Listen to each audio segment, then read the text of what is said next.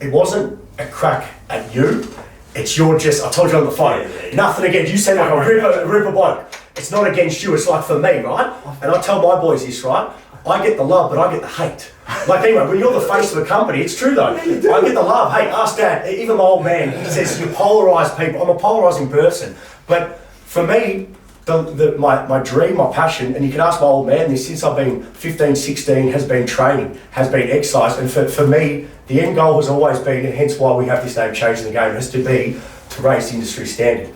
And I think when I did that video, it was probably 10, 11 years worth of aggression. I'm sure my parents built up aggression. My mum wasn't too happy with it, trust me. Mum wasn't too happy, but that's who I am, and it was just expressing. Well, that's why I wanted to really take time out to come and meet you and talk with you, because at the end of the day, and Alexander, while he's there, we were talking about this, is that's the thing that we actually share is, I started training when I was 17 and I'm 65 next month. I've always been an exerciser and I'm passionate about it, but there's another side to it, and particularly as you get older, what I find is that the health benefit outweighs every other benefit. Correct. You probably landed on this earlier than what I did. So I did a couple of bodybuilding shows when I was younger. But anyway, one way or another. But now you get to a stage where the health benefit, the health side of it, is the bigger piece of the equation. Yep. And here's the thing, is that getting that message through to people that actually really need it is a tricky point. That's because we all know the benefits of it because we do it. When I talk to the government, they're actually really not much interested in it because you'll get a 3-to-1 return on any investment that you put into preventive health. But they're only in term for 3 years. You're not really going to see the benefit of that because chronic ailment is the one that they're talking to. But don't they look at it from a point of view, and look, you deal with them, not me, like for me, I keep telling you, the business side, I got into this not as a business owner, as a coach, as a trainer. So how I look at things, like I have no business experience, so for me it's just purely my passion, right? But wouldn't you think the government would look at statistics right now and say our age is getting fatter, more obese, kids are obese at such a young age, wouldn't they want to put money towards something that's going to prevent this? Even an educational requirement? Not at all? Yes, but there's another side to that, and that is that our industry, the gym industry, is still labouring under the legacy of what went on in the industry 20 years ago, 10 years ago. Gyms closing left, right and centre, and I was just saying to Alexander earlier, like gangsters running gyms all over Melbourne and Sydney and up the east coast, steroids, gear, all just bad image. Bad image, and we are still, if you like, we've got that hangover that we still suffer from within the industry. Now, part of my job is to try and tidy that piece up. Part of my job is to say we are a relevant, authentic industry that is properly self-regulated, that has got valid qualifications that are part of the Australian qualification framework, and that validity, if you like, is the place that we need to go to. That's the place that's the imagery that we need to now present, so that we can get the country that we really need, so that the benefit that we all understand. Do you think this is just throwing, I'm not being rude or anything, but do you think that fitness is... Don't hold back. I'm not going to hold back. Do you think personally, like how people view your organisation, Fitness Australia, how do you think people view you guys? Because personally, for someone who's in the industry, I think people view it as just take, no give. That's how I believe it. That's my personal opinion. That's how, and I feel like it's poorly regulated. Now, I can't put all blame on you because you can't control everything. I mean, how can you control, and this is an issue within itself we could talk about for ages, how do you control someone with a social media account who can just say things? How do you can't, and I understand, Bill, that's not your fault. So I feel a little bit, when I watched it, I was like, here's a guy who's obviously, when I talk to you afterwards, I'm like, this guy's passionate like me, and he wants to improve it. But how do you stop someone like that? How can we regulate that? Government doesn't want to regulate anything. So even Probably a good example would be the supermarkets, the Australian Food and Grocery Council. That's a self-regulated industry, and that is the food that people are buying, the labels that they put on the food, and food is another passion of mine, I've got to say. Yeah. The food and the rubbish that gets sent out there, the advertising to kids, all those things that go wrong, that is a self-regulated industry. The Australian AFGC, they regulate it. We do a far, far better job of regulating our industry. The level, if you like, of the level of things that go on in our industry that are that really are either inappropriate or scandalous. We don't suffer the same issues as a lot of those other industries. But what we won't find is government wanting to regulate us. We've got a code of practice for the operation of a fitness centre in Australia. I take to the government and I say, why don't you say that you can't run a club unless you meet these requirements that basically says that the club is safe, it's clean, it's healthy, it's all those things, and the people that work there are actually qualified to deliver what it is they're going to qualify. They don't want to do that. They just say, no, we're not going to do that. We'll put it on our website, but no, we're not going to say, mandate that you have to do that. So you don't actually mandate that you've got to be qualified to deliver the services that we qualify anyway. Where's the law that says you have to do that? There isn't one. No law says you've got to be qualified to deliver what we qualify, what we do. So there's no law that says you have to do that. Government don't want to actually regulate all this. They want us to self-regulate. So when they talk to us, they go, yeah, but it's all very good, pat me on the head, go away, keep doing what you're doing because it saves us having to do it. That's the way that government attitude towards it is. The second thing is, government is always in budget repair. You know, when you go to them and say, we need to get the message out to more people, we want you to give us a grant to help us to do that. They're not interested in that. We want you to give us a tax rebate on fringe benefits tax, for example, for a health club membership. Well, why can't we have a health club membership that comes out of pre-tax dollars? So before you get you get your wages, you buy your gym membership, or you come to Christian Woodford, you do whatever it is, and then you get taxed after that. But they don't want to know anything about that. So it's a tough call. It's a tough call because we're actually doing quite well, except that the point that you made earlier, we're all getting fatter, we're all getting unhealthier, and we know the top two modifiable risk factors for dementia, for depression, for type 2 diabetes. Yeah, type 2 diabetes. The top two, all the way across the board. You're too heavy and you don't exercise enough. Jeff goes about that, don't they? That's it. They are the top two, and yet we still can't get government to embrace it. It's a tough call. If Defence Australia didn't exist, then we'd have even less hope. We'll be starting from zero. There would be no way that we'd be able to get through. But that's only one piece of what we do. The other piece, which is more contentious, is we run the register of exercise professionals. This is the thing that I want to ask you a question, right? And bear with me on this, right? So, CEC, right? Here's my question to you, right? I'm known as, and look, regardless if you agree with this or not, or who agrees, people see me as this figurehead, right? What I do. I'm very educated, but you have this CEC structure, and I agree with it to a point, right? Yeah. But when I see, quite frankly, fucking stupid shit happening with CEC courses, and then I don't want to go for the rigmarole of paying money, then going through this whole fashion to get, and I understand you have to go through a thing to make sure they're properly done, but I've never understood CEC courses, never understood it. And I understand you do need it to upskill, but some of the courses that I see are just the most inappropriate courses, and I don't understand the whole role behind it. Like, obviously you need upskilling, but when a guy, like a company like mine would want to do it, but then the issues you have to go through to make, like, it's too much of a hassle. That's what I've felt. It's hard to get a CE course approved. I've kind of felt like it's, if you have money, you can pay your way. Why wouldn't you do it? You've got a good product, you've got a good message. Yeah. Why wouldn't you develop a CEC course? Because a lot of a continuing education course, a lot of the guys out there at the moment, the Dan Hendersons and such, like, they're heavily into this space. They're similar to you in the sense they're more functional in what they do, and I take your point. I mean, there's 700 courses on that website, Christian. I don't know. Some of those might be shit. I honestly don't know the answer to that. What I do know is that you can't develop a course unless we identify the fact that you've got the qualifications to actually develop a course in the first place. When the course comes to us, we don't assess it. We don't even, we do look at it, but we just send it straight out to an independent third-party assessor. So if it might go, if there's a course anything to do with anything, it goes out to a psychologist, or it'll go out to an exercise scientist, or whatever it will, however that looks. So we actually don't assess it. They'll come back and they'll say, yes, it fits in the scope of practice, or it does, or it doesn't, or whatever. Yeah. And then from there, we will then award CECs to it, generally based around the number of hours of learning that there is. That's generally, so that's the process.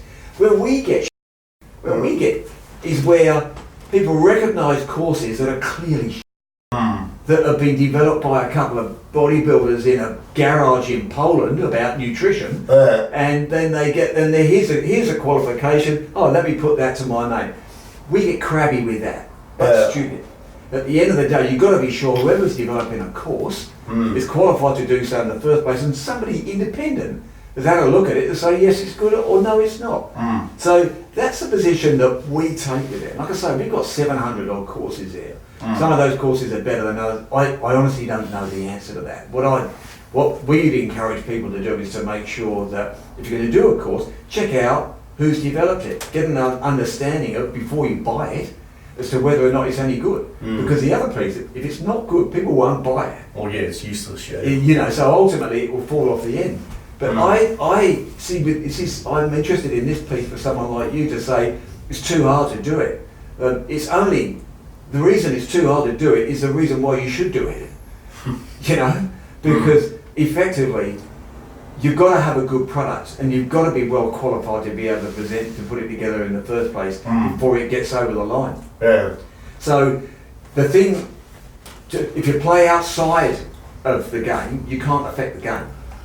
You know, if you're on the outside saying, well, the game, you're going to be forever doing your own thing, whatever, you know, however that looks. But to get the broader message out, we both know that the message is good, and we're both, if you like, singing from the same hymn sheet. You've got to play within the game and change the quality of what goes on within the game rather than be outside. I think it starts though from Cert 3 and 4. Yeah. It all starts from that level, because if you have these, let's say someone comes into Cert 3 and 4, and that's the foundation level to become a personal trainer, gym instructor.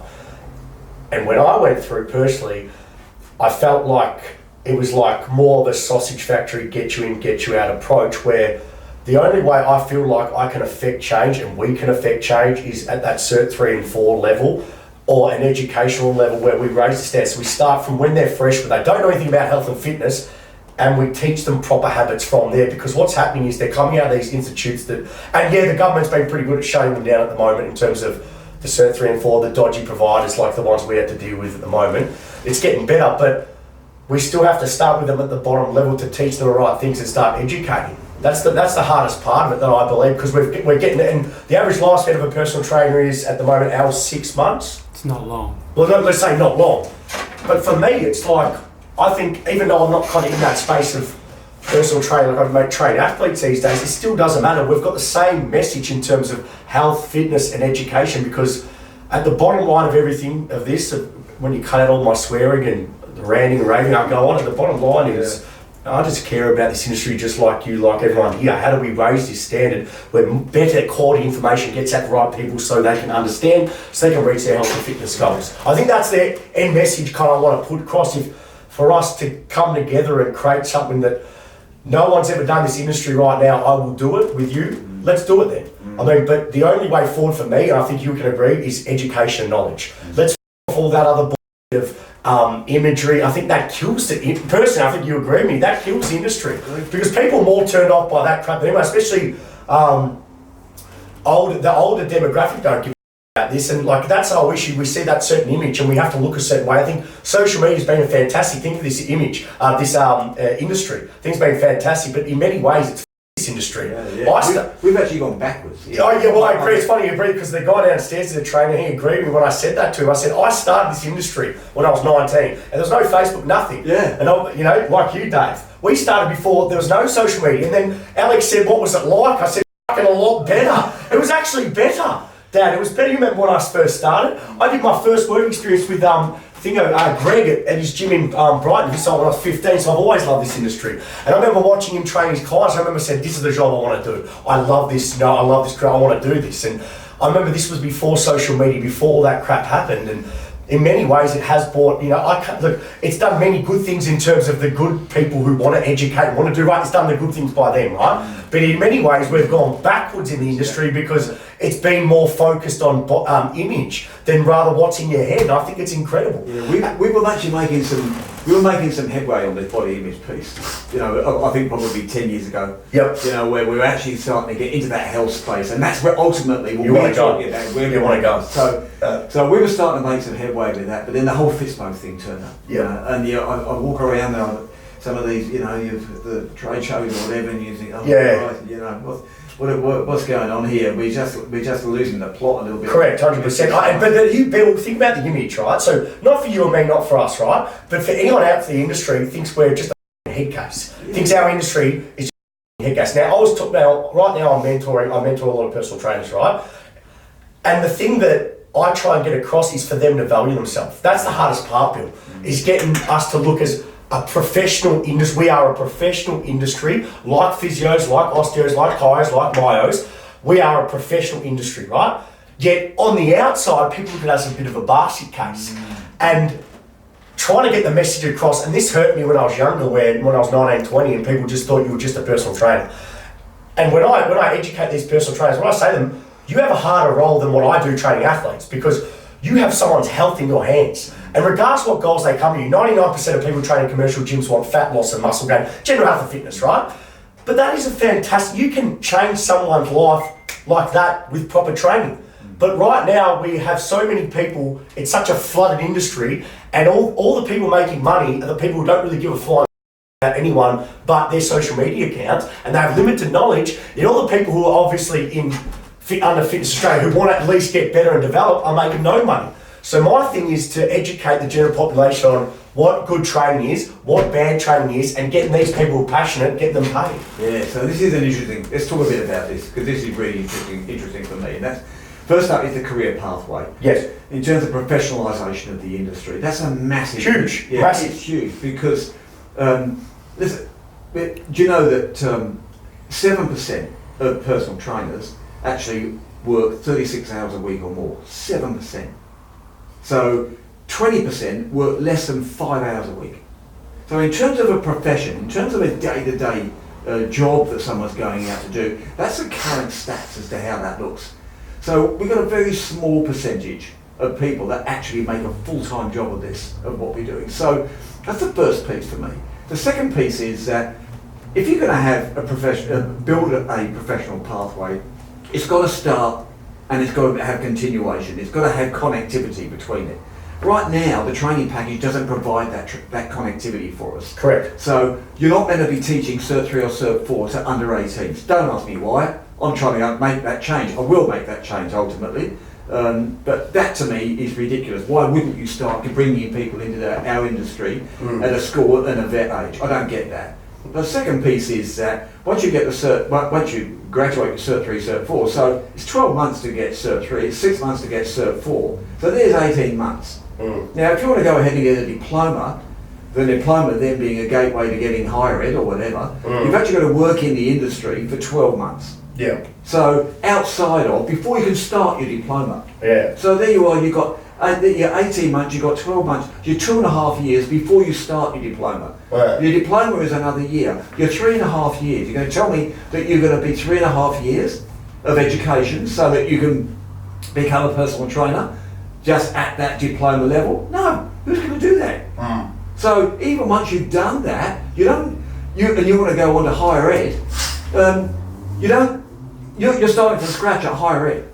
Why wouldn't it be that the 12-month learning that you got in diploma would then be acknowledged within your higher education course? Why wouldn't that happen? It should be. Yeah, and why wouldn't it? That's RPL. That's prior learning. Exactly. Yeah. So why? But that isn't the way that the system is set up. The system isn't set up for a well articulated career pathway, right? Well, there's no career pathway at the moment. You kind of have to be driven yourself and do it yourself, like kind of what I did. This is the complexity of the politics of health. And when you talk to government, the health hates Treasury hates health, it seems to me. They don't seem to get on because from the health point do you talk to the health minister? So yeah, Greg Hunt, the health minister. So the Wait, is he, what is he, Labour or Liberal? Oh, it's got to be Liberal, doesn't it? Yeah. Liberal, sorry, Liberal.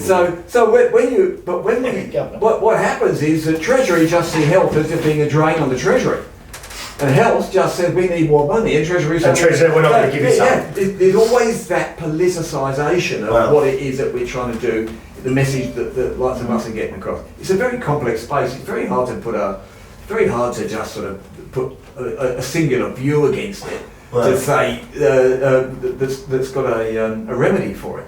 Do you see him once a month, or how does it No, work? I don't get in front of him. I listen to him at sessions, stand up and put our case forward, if you like, about So you don't meet him one-on-one, nothing like that? He won't take some him. politicians I don't. I've never met with Greg Hunt one-on-one, Uh, but other politicians, yeah. But you've got to get the people that are actually, if you like, making the policy. You need this sort of thing talked about more than one person in the cabinet room.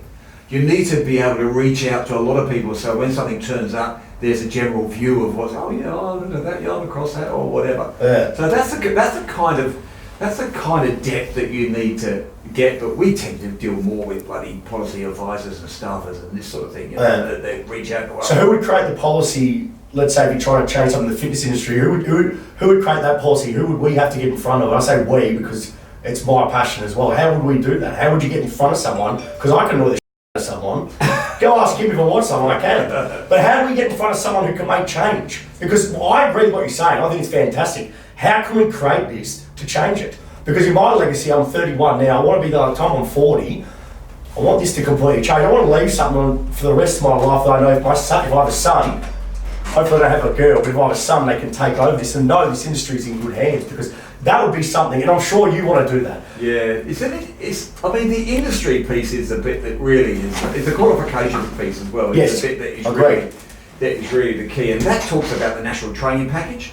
So what's in Cert 3, what's in Cert 4? Who makes decisions of what's in Cert 3 and 4? So what happens with that is the Service Skills Authority, which is Skills IQ. Yep. The Service Skills Authority effectively put this document together, and it is the framework of how it's put together is by the Industry Reference Committee. Yep. I sit on the Industry Reference Committee. Yep. The Industry Reference Committee, this all sounds very political, and I apologise, I'm not a political person, I get bogged down in this bureaucracy, I think, but the Industry Reference Committee, what they put together what they call an expert working group, an EWG. So, or technical advisory group, TAC. I've got all the acronyms. So that's what happens. So I sit on that body, and then we will sit on the body that puts together that helps draft the training package or revise the existing training package. Yeah. So we've now gone up, Fitness Australia have gone out, we've had a look at what's going on in the industry, and there's a lot of work that we need to do to that, to improve that, to make it, to build a career pathway for people within the Agreed, industry. 100%, yes. So we went and got a consultant to help us with that, put together a big report. We've done a lot of the work so that we can now go to the service skills organisations with this work already done. We then want to introduce these elements to the national training package. So that sits really with me, with Fitness Australia. Yeah. Not with me personally, but with Fitness Australia. And that's what I'm talking about when I talk about being either in the game or outside the game. Because the time I finish, I want you to join Fitness Australia. And I want you as a business member, because that's how you change the game. Because at the end of the day, inside the tent. Inside the tent. And now and everyone that is listening to you as well, people that follow you, that's how we change the game. We can't be on the outside shouting it down. We've got to be the inside saying, what are the problems here? Because I bet that when we did that piece of work about the national training package, I wonder how many of your people had a say in that. The people that follow you. I reckon none. None. Yeah. Because our people that we talk to are the people on our database, the people that are talking to us.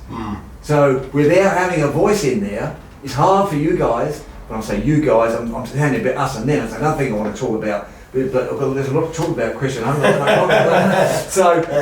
that's an important piece, because we need to know from you about what's happening out there. We don't want to get a diluted view of what's going on. We want to know what else is going on out there. So getting everybody involved, getting everybody in the same tent is a really critical part so everyone gets their voice heard. Now, not everyone is going to be happy with the result of that.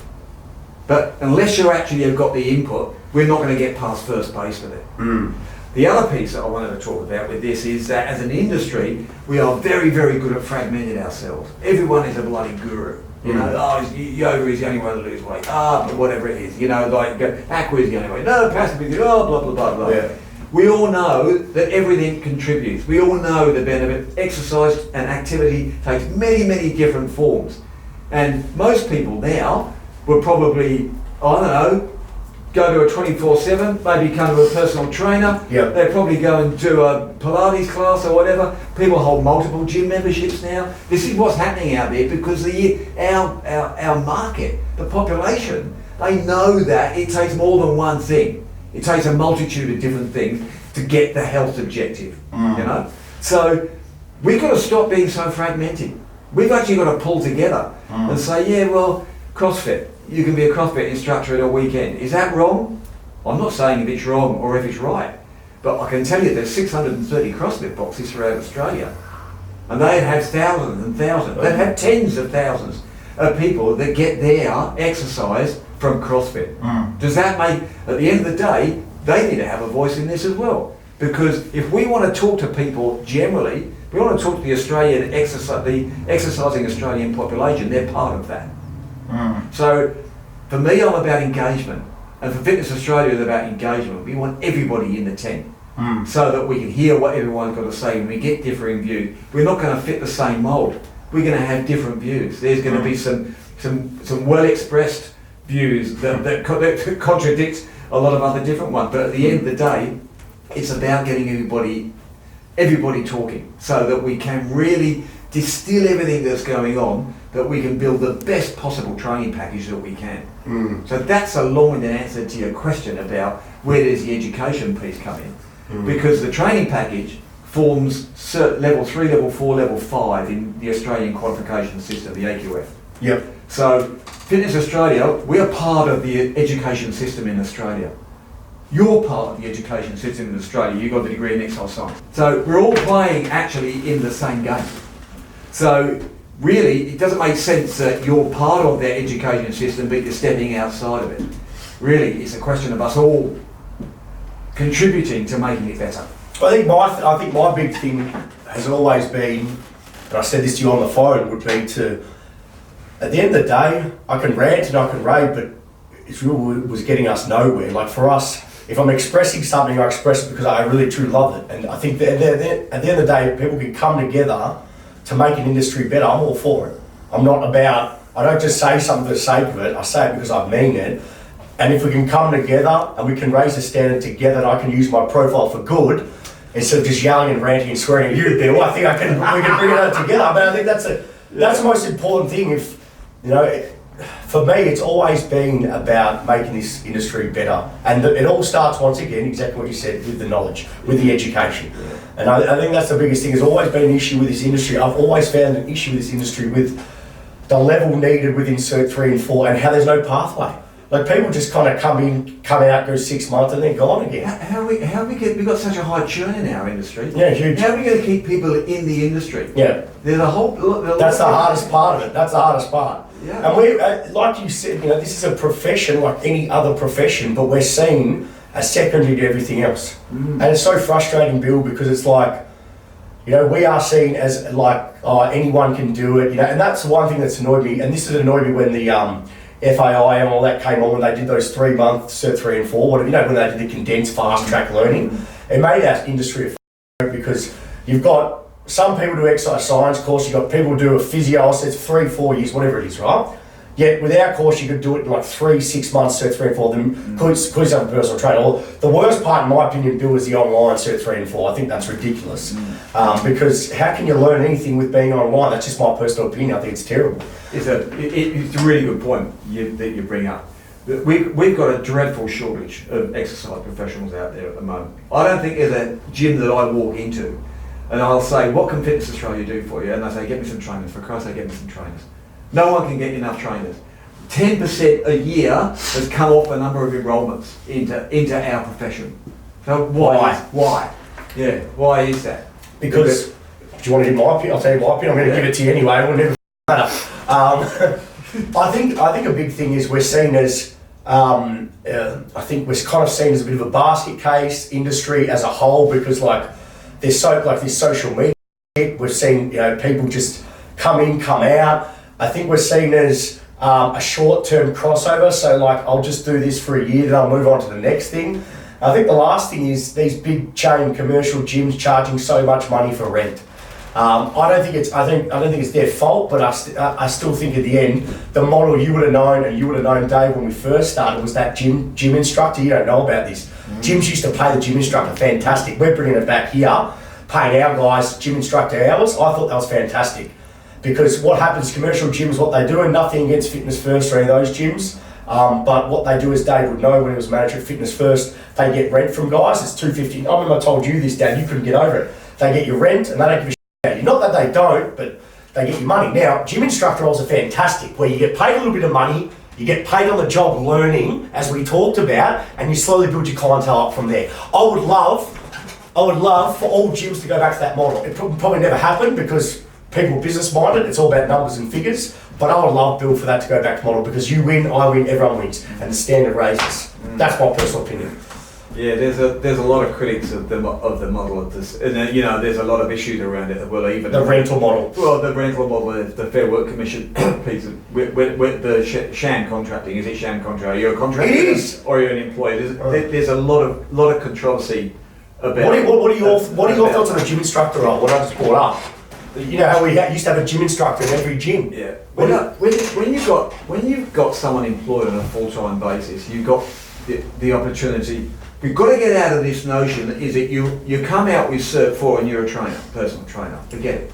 That isn't the case. You come out with it and you're just starting. I don't have a clue after Cert 3 and 4. Yeah, exactly. You're just kicking off. So when you've got the model that you've described, you've got a much better opportunity to actually be coached through and mentored. Yeah, 100%. So you know how to, not only in terms of training, but what your gym etiquette is, how you behave in this environment, and all the complexities that come with that. You've got a much better opportunity for that. We haven't got that at the moment. I don't know if we'll actually ever return to that, because we still pay poorly. So the amount of money that people get in that environment, and the employability within that's really, really tough. People don't pay a lot of money for full-time on the floor gym instructors, but the other side of it is that people don't like employing them. Why? So, because it's far easier to have a subcontractor on board than what it is to have a full-time employee, when our industry works around like unsociable hours. So split shifts. How are you going to get? You're going to be busy from 5:30 in the morning till 9 a.m. 8:30. 8:30, 9. Then you're going to be flat out. You'll be 5 dead. till 10. Yeah. How am I going to employ someone for 40? So it starts making it easier to go the other way with it, and that's what the industry has run away with. Is that good or is it bad? There's an upside and there's a downside to it, but I think really the employability within the industry is an important piece, because we've got to think about personal trainers as exercise professionals. I hate the expression personal trainers. Trainer. You're a professional. You are managing the outcome of someone's body by virtue, and their health by virtue of your instruction and how you deliver it. So, the professionalisation, and that's the other piece, certainly from Fitness Australia's point of view. We want to be sure that if you're registered with Fitness Australia, you're registered with the peak national body. We are the peak national body, and you're registered with it. And for anyone that is registered with us, that's listening to us, you should be saying to your client, "Hey, I'm a registered exercise professional." So, of the biggest register in the country, So, from the credentialling point of view, that is a really important piece. We've got to. I think it's bad. We don't worry about credentialling anymore. If you're an accountant, you want to be a member of CA or CPA or whatever, because credentialling is about employability. But can I ask you a question on that? Do you think anyone really gives a shit if you got your credentials with Fitness Australia? What would happen if a consumer said to you, when people start here, you probably make a lot of noise about it. I don't think that would happen in a lot of other clubs. The consumer comes to you and say, "Are you qualified?" And you go, "Yeah, I've got X, Y, Z. Oh, okay. And so you got that 4 years ago. Upskilling. Anything else happening from there post that? If those questions are being asked, so if you're continuing education, you continue to educate yourself. Are you actually up to speed with what's happening now, as opposed to what was happening then? That level of commitment, when people start asking questions like that, then it's going to validate why you would be going, yeah, I'm actually registered with Fitness Australia. If you're registered with Fitness Australia, my first aid is up to date. You know my CBU is up to date. You know that I have committed to the industry with continuing education, and you know that I do that every 2 years. Now, if you're in the United States, and you're a member of Australian Council on Exercise, the American Council on Exercise, or any of the other, you have to recertify every year. You sit down, you do an exam every year. There's nothing new with this. This is what professional organisations do all over the world. It's not just the bloody physiotherapists over here, and it's not just the doctors and the accountants. In our profession, throughout the world, that's what they do. Because that professionalises the industry. We can't call ourselves a profession when we actually don't care as to whether or not you're registered, or whether or not you've got continuing education, or whether and what your qualifications are. We're not a profession. So someone's got to put their hand up to do that, and that's us. And when you do that, you put your head above the parapet, you're going to take a few straight lefts to the forehead. We had one of our trying to get very, very upset because there's someone working outside the scope of practice. And they say, you need to ring up and you need to sanction this person, you need to strike them off the register, you've got to do whatever it is. We're not a regulatory body. We actually don't make any rules, so we certainly can't enforce them. All that is done by the ACCC, the Fair Work Commission, all these other either governments or NGOs, non-governmental organisations. They all regulate industry, if you like. So we aren't a regulator. So when we're influencers.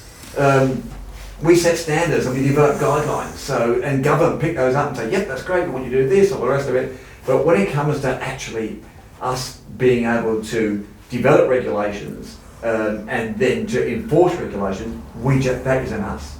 And there's not many organisations that actually do that. Industry associations, most industry associations, in fact probably all of them, are just associations of like-minded industry people. Lobby. Yeah. I think there's a lot of I'll be honest, there's a lot of misconceptions about what you guys do. Yeah. I'm just letting you know. Yeah, There's a massive what's the word for it? A massive gap on knowledge on what people think you do, and what you don't do, and what you do. Like there's just a huge gap. Most people have no idea. The three things basically that we do. We're an association of business, like the CPA. I'll use that as an example. Or like the Chiropractors Association or whatever. We're a business organisation, and we provide a lot of stuff to support business. We talk to all of the major organisations in business, the Fair Work Ombudsman. For example, when young Ben Shaw tragically was killed up there, the coroner's inquiry in the gym in was it in Gladstone? Yeah. So we talk to the coroner. They come to us for this. So we're if you like, we're the bit. Yeah. The second thing we do is we run the Register of Exercise Professionals. So and that effectively underpins the whole qualifications piece and the continuing education piece. And the third thing we do is we're the advocates to the government.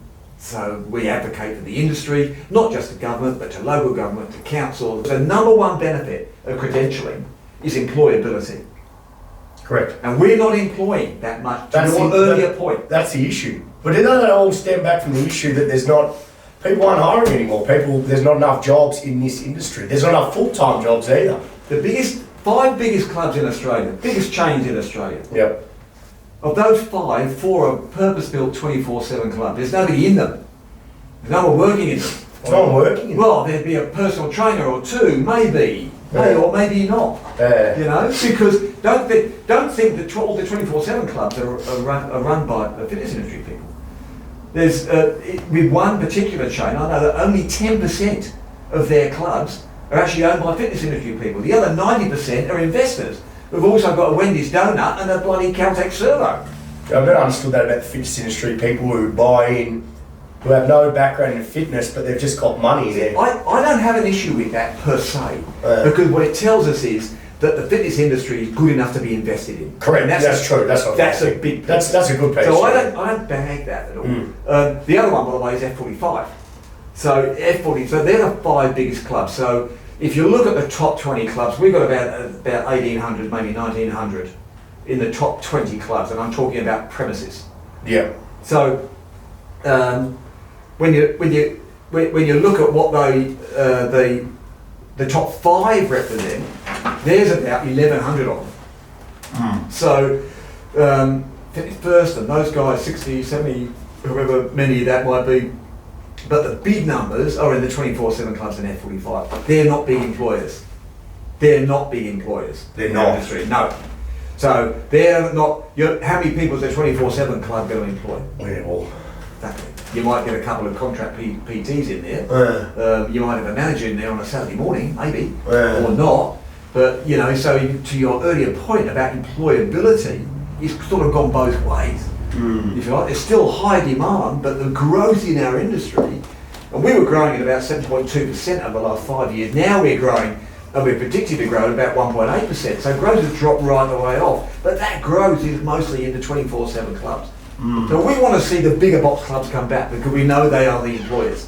We know they're the people that be going, buddy, you've got to have a certain level of qualification before you start here, or you've got to be a member of Fitness Australia, because then we know that you're qualified, you know that you've got current CPR and current first aid, and take the pressure off us to do that. That's what we want to see, that growth back in. And I'm not rubbishing the 24/7s or the small box clubs. Look at, how many people do you employ here? At the moment, 13, 14 people. Well, 13 or 14 people. How many square metres you got? You know, Jim? oh, totally. 700. 700 square metres and 13 or 14 people that you employ into that. So, We've got 2 places as well. This one and there we go. So, when you're going to have 700 square metres in a 24, in a boutique or whatever, there wouldn't be that, or 24/7, you wouldn't have anything like that number in there. No. So don't get me wrong, I don't want anyone to think that I'm down on 24/7s. I love the 24/7. There couldn't have been the 24/7 clubs 15 years ago, because no one would do what the bloody would do when they walked in there. How many injuries do we get in 24/7 club? You'd be surprised. We talk to the insurers, it's not that many. Really? No, it's not that many. The biggest claims for injuries in health clubs? What? Tripping over things. That's it. That's the biggest level of claim, tripping over things. The most dangerous piece of equipment from the insurer's point of view? What? Box jump. Well, he's probably right. More accidents in a box jump than any other. Probably right. Yeah, that's true. They're the stats, mate. That's the data. First of all, I appreciate you messaging me. I think that was a big thing. For me personally, it's good to hear your side of things. I'm not that much of an arsehole to think that I'm always right, because You do. I'm not always right. He said, I'm not always right.